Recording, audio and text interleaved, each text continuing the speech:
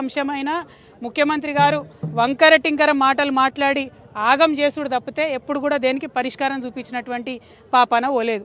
ఉదాహరణకు బీసీల గురించి లెక్కలు జరుగుతుంటే పెద్ద ఎత్తున అందరూ కూడా ఉద్యమం చేసిరు. లెక్కలే తప్పున్నాయి, మీరు పెట్టిన జనాభా లెక్కలు బాగాలేవని అన్నారు. అంటే ఆ మాట పక్కకు పోగొట్టాలి అని చెప్పి ఆయన ఏం చేస్తాడు ముఖ్యమంత్రి గారు అంటే మోడీ గారు బీసీయా కాదా అనే చర్చ మొదలుపెట్టిండు.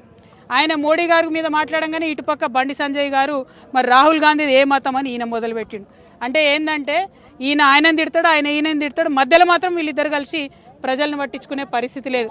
మాకెందుకు మోడీ గారు బీసీ అయితే ఏంది, కాకపోతే ఏంది, మాకెందుకు రాహుల్ గాంధీ గారు ఏ మతం అయితే ఏంది, ఏ కులం అయితే ఏంది, మేము అడిగేది ఒకటే, ప్రజల సమస్యలు పరిష్కరించండి.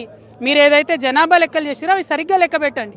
ప్రజలకు ఏమైతే హక్కులు రావాలో అది సరిగ్గా ఇవ్వండి. మీరు బిల్లు పెట్టండి, కాంగ్రెస్ వాళ్ళు బీజేపీ వాళ్ళు దాన్ని పాస్ చేయండి. ఇది చేయకుండా ఈ మోడీ గారిది ఈ మతం అని ఒగాయన, ఈ కులం అని ఒగాయన, రాహుల్ గాంధీ గారిది ఆ కులం అని ఒగాయన, మాకెందుకండి? మీరు ఇద్దరు కలిసి ఆడుతున్నటువంటి నాటకం ఇది, డ్రామా ప్రజలకు అర్థమవుతా ఉన్నది. అందుకనే ఇవాళ ప్రతి ఒక్కరు బీఆర్ఎస్ పార్టీని, కేసీఆర్ గారిని గుర్తు చేసుకుంటున్నారు. మీరు చిత్తశుద్ధితోని ఏం చెప్తే అది ప్రజలకు ఇవ్వండి, అంతేగాని దాని వెనకాల ఒక కుట్ర పెట్టి దాన్ని రాజకీయంగా వాడుకొని ప్రజలు హక్కులు అడగంగానే అటు నుంచి బీజేపీ వాళ్ళు వచ్చి మాట్లాడాలి, మళ్ళీ వాళ్ళని తిట్టుకుంటే ఇటు నుంచి కాంగ్రెస్ వాళ్ళు మాట్లాడాలి. మధ్యలో ప్రజల్ని మీరు అగౌరవపరుస్తున్నారు, అవమానిస్తున్నారు. కానీ మా తెలంగాణ బిడ్డలు చైతన్యవంతులు, రాజకీయంగా అన్ని చూసినాం కుట్రలు. తెలంగాణ ఉద్యమ టైంలో చూసినాం ఎవరేం చేస్తారు, ఎవరేం మాట్లాడతారని. మీ కుట్రలు నడవవు, మీ డ్రామాలు నడవవు. ఖచ్చితంగా జనగణన మంచిగా చేయండి.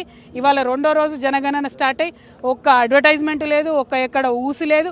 దాన్ని పరిపూర్ణంగా నిర్వహించండి, ప్రజలకు న్యాయం చేయాలి, బీసీ బిడ్డలను మోసం చేయొద్దని చెప్పి ముఖ్యమంత్రి గారిని, భారతీయ జనతా పార్టీని ఇద్దరిని కూడా మేము హెచ్చరిక చేస్తా ఉన్నాం. Thank you. జై తెలంగాణ, జై కేసీఆర్.